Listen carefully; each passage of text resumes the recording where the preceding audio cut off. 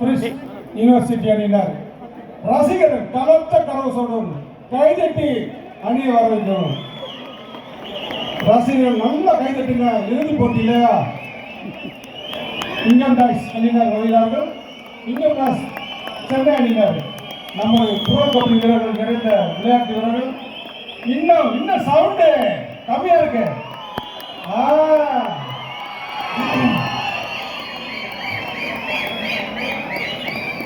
இதோ Prince university அணி இருந்தாங்க. சவுண்டு கைதட்டி நல்லா இன்னும் பத்தலா நல்லா ஆரம்பம் பண்ணுங்க. இறுதி போட்டி